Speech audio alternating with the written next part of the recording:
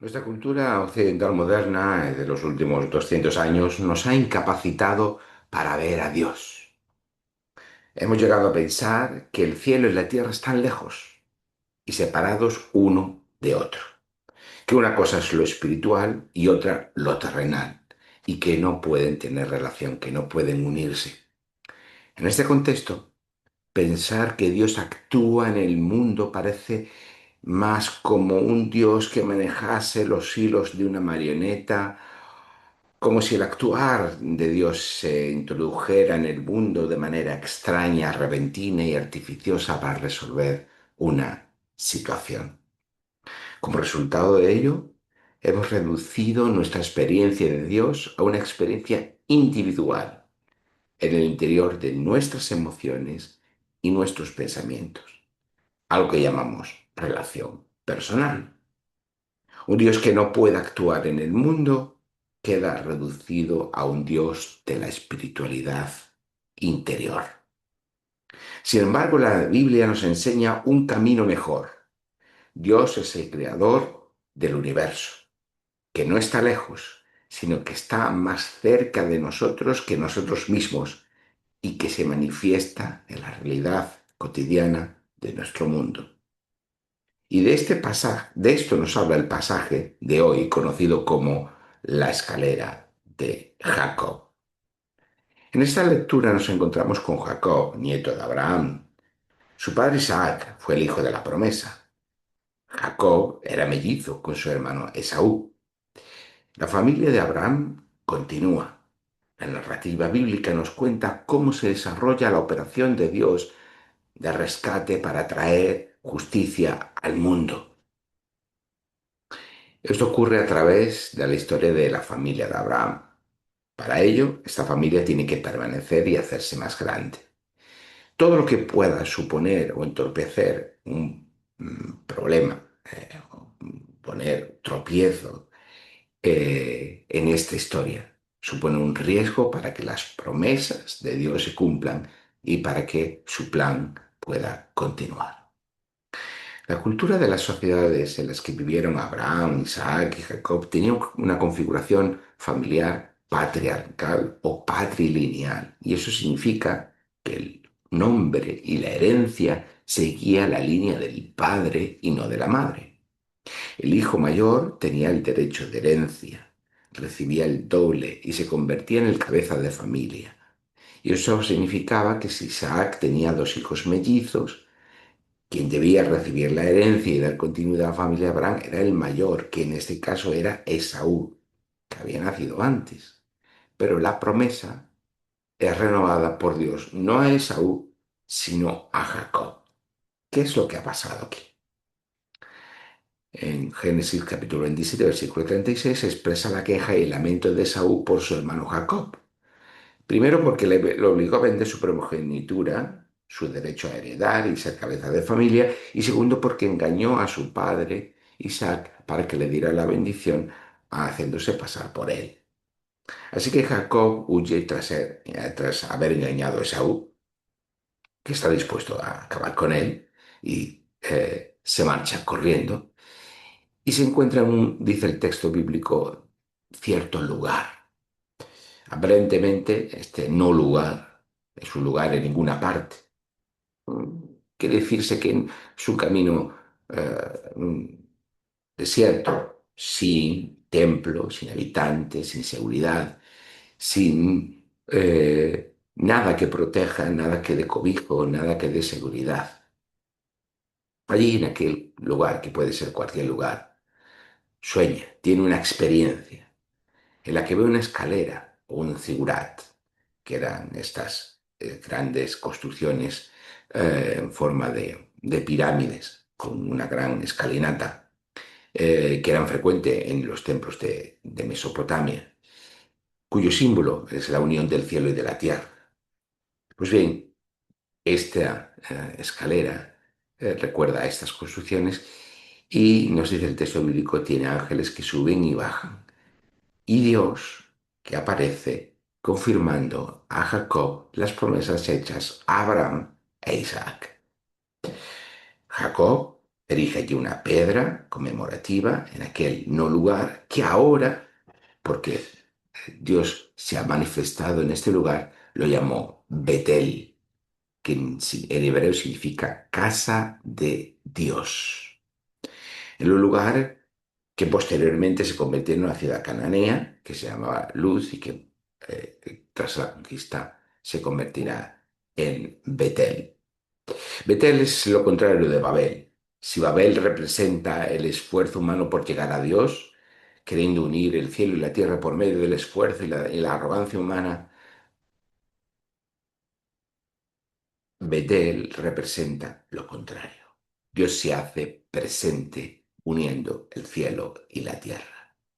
Babel es representación de aquellos zigurats mesopotámicos, tal y como los veían los hebreos, por el que el dios mesopotámico descendía de su templo donde tenía su casa.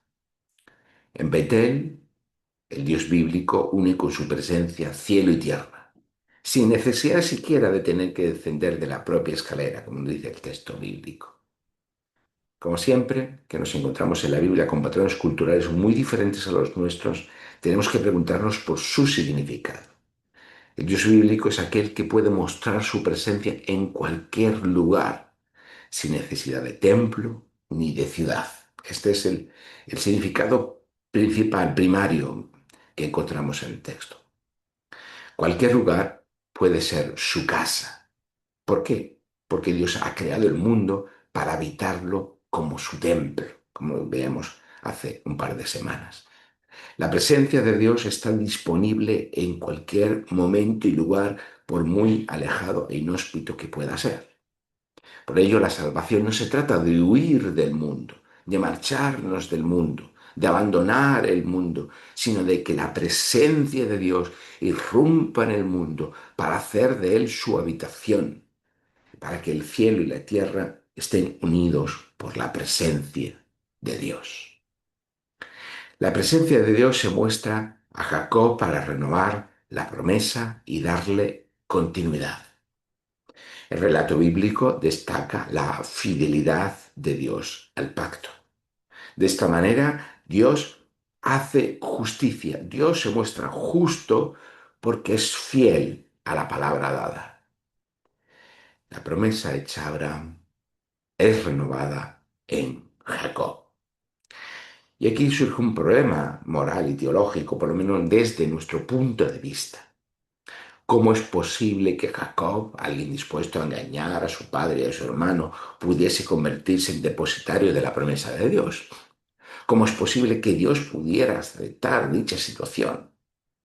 Pero vemos que el texto no se mueve en unas categorías morales individuales como las que podemos considerar nosotros. Estas paradojas nos las encontramos frecuentemente en la narración bíblica, no solamente aquí. A lo largo de toda la saga de los patriarcas nos encontramos cuestiones similares. Y el mensaje que tenemos es que Dios cuenta con lo humano para llevar a cabo su plan. Y si cuenta con lo humano para llevar a cabo su plan, significa que Dios se tiene que hacer presente tomando la cultura y la historia del ser humano, o lo que es lo mismo, en el curso de las acciones humanas. Pero ¿qué ocurre? Que las acciones humanas no siempre están encaminadas hacia bien, hacia lo mejor, hacia la excelencia, hacia la belleza, hacia la justicia, hacia el amor. La narración nos cuenta con un anticipo de lo que iba a ocurrir, que sería a través del menor de los hijos y no del mayor, que la promesa se cumpliría. Bueno, de alguna forma el texto quiere prever esta circunstancia. Cuando el apóstol Pablo está leyendo este relato, nos dice que Dios es fiel, que no podemos atribuir mal a Dios. Dios es fiel, Dios es justo, Dios es bueno. Y aunque todo parece fracasar, Dios, por su fidelidad, por su justicia, sigue estando al mando para cumplir sus promesas. Pero además, esas promesas no se cumplen solo ni exclusivamente a través de Israel como realidad sociopolítica o étnica, sino a través de la familia de Abraham, es decir, a través de aquellos que por medio de la fe pertenecen a su familia. Y sigue diciendo Pablo en el capítulo 9, versículos 10 al 13 de Romanos, que es el texto que estamos citando, que antes del nacimiento de Esaú y Jacob y de que sus padres supieran quién sería el mayor o el menor, ni tan siquiera que ellos, los propios niños, pudieran haber hecho nada que los cualificara como buenos o malos, lo que prima es la fidelidad y la gracia de Dios. Y esta es la cuestión fundamental. Por encima de nuestras acciones, ya sean buenas o malas, de nuestra fidelidad o infidelidad, Dios es fiel, porque Dios es justo y encamina nuestras acciones para el bien. A pesar de las acciones humanas fallidas, Dios va por delante y es fiel. Dios cumple su parte, aunque nosotros no cumplamos la nuestra. Es más, porque nosotros no cumplimos la nuestra, es necesario que Dios cumpla el pacto y cumpla ambas partes del pacto. Lo que esto significa es que la promesa, la gracia, la misericordia de Dios están por encima del resultado, a veces nefasto, de las acciones humanas. Y esto es maravilloso, porque nos hace comprender que aunque el mundo se vuelva un caos, la fidelidad y la justicia de Dios van a prevalecer, porque la promesa de Dios va a continuar, porque los nuevos cielos y la nueva tierra va a romper en nuestra realidad y en nuestro mundo. Y esto siempre es una garantía. La narrativa bíblica siempre se mueve en esta zona gris que son las acciones humanas. Todo depende de la gracia de Dios y no de la voluntad o de la acción humana. No se trata de que personas moralmente aceptables seamos receptores de la gracia y la misericordia de Dios, sino de que personas moralmente fallidas recibimos la gracia y la misericordia de Dios. A pesar de que Jacob engañó a su padre y a su hermano y de tener que huir porque su hermano lo quiere matar, incluso en este contexto de conflicto y de pecado, Jacob recibe las palabras de gracia de Dios. Lo que ocurre en la escalera de Jacob es lo que ya hemos visto antes en el relato de Génesis 1 en la creación y lo que veremos más adelante en el santuario, en el tabernáculo y en el templo. Eh, un lugar donde la presencia de Dios lo invade todo. Eso es lo que representa Génesis 1, lo que representa el tabernáculo, lo que representa el templo, el lugar donde la presencia de Dios irrumpe en medio de la historia humana, en medio de la sociedad humana, en medio de la cultura humana. No es de extrañar entonces las palabras de Jacob. Ciertamente el Señor está en este lugar y yo no lo sabía. Cuán asombroso es este lugar. Esta es la casa de Dios, la puerta del cielo. La narración bíblica es la historia de la presencia de Dios irrumpiendo en el mundo. Los eventos que están consignados en el texto bíblico son aquellos que nos muestran la presencia de Dios entre nosotros. Pero la presencia de Dios no irrumpe solo en aquellos lugares construidos por el ser humano, como el tabernáculo o como el templo, sino aquellos lugares comunes, incluso aquellos que todavía carecen de nombre.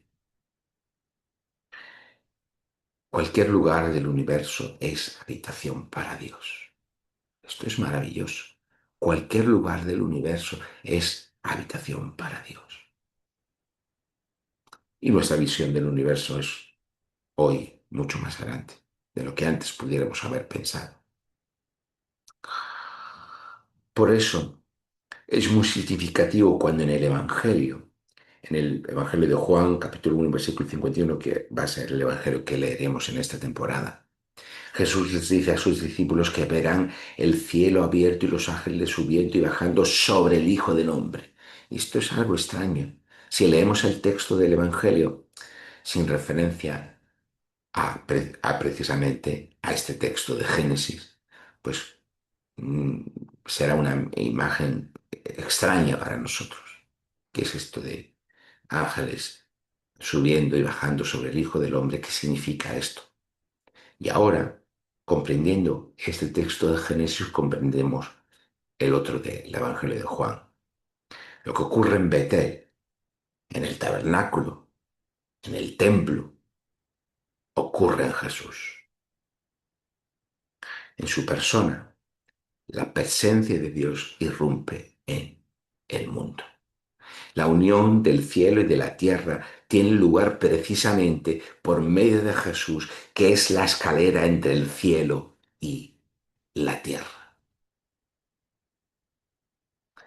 Ya no es un lugar, ahora es una persona. Y solo aquí, cuando llegamos aquí, a este punto, a esta comprensión, podremos entender entonces qué es una relación personal con Jesús, que no está reducida a mi interioridad, que no está reducida a una experiencia, que no está reducida a unas emociones, que no está reducido a un mundo interior mío, ni a lo que yo experimente, siente, piense. No, es que en esta persona la presencia de Dios se ha hecho patente. La presencia de Dios se ha rompido en el mundo. La presencia de Dios uniendo el cielo y la tierra, la totalidad de la creación, para que con su resurrección comience la transformación del mundo. Si el no sacrificio de Isaac, en el no sacrificio de Isaac, Dios se mostró como el Dios que provee, ¿os acordáis? Aquí con Jacob, Dios se muestra como el Dios que protege. La vida de Jacob está en peligro, está huyendo, su hermano lo quiere matar y Dios se manifiesta como el Dios que protege. Dios promete a Jacob estar con él, guardarle y hacerle volver de nuevo a esta tierra. Y esto es la gracia de Dios. Jacob no lo merece. Jacob no merece la protección de Dios. Jacob no merece que Dios le guarde. Jacob no está sufriendo injustamente. Los patrones culturales de su sociedad es acreedor de aquello que le pasa. Pero la gracia y la misericordia de Dios es mayor que la lógica del resultado de nuestras acciones. Y Dios le promete guardarle, cuidarle y traerlo de nuevo a la tierra, a esa tierra que Él está pisando. Como creyentes, a veces pensamos que Dios solo puede usarnos si somos fieles, si estamos comprometidos, si nuestra fe es fuerte, si tenemos un comportamiento moral adecuado. Y por supuesto es mejor ser fiel, estar comprometidos, que nuestra fe sea fuerte y tener un comportamiento moral. Claro que eso son cosas importantes. Pero lo más importante, lo más maravilloso, lo extraordinario es que a pesar de que no sea así, y eso es lo que manifiesta la realidad de nuestra vida en muchísimas ocasiones. Ahí, en esa fractura del mundo que representamos nosotros, que representa nuestra vida, se abre paso el cumplimiento de la promesa de Dios para hacer del mundo un mundo nuevo. Nosotros, en el Mesías, cuando estamos unidos por medio de la fe al Mesías, somos ese lugar donde el cielo y la tierra se encuentran. Y por eso somos invitados a aceptar con fe a Jesús como el Mesías, porque unidos a Él, en Él, el que el cielo y la tierra se han unido, porque la presencia de Dios se ha manifestado en Él, unidos a Él, participamos de la presencia de Dios. No porque seamos perfectos, sino porque Dios ha decidido habitar en medio de su pueblo.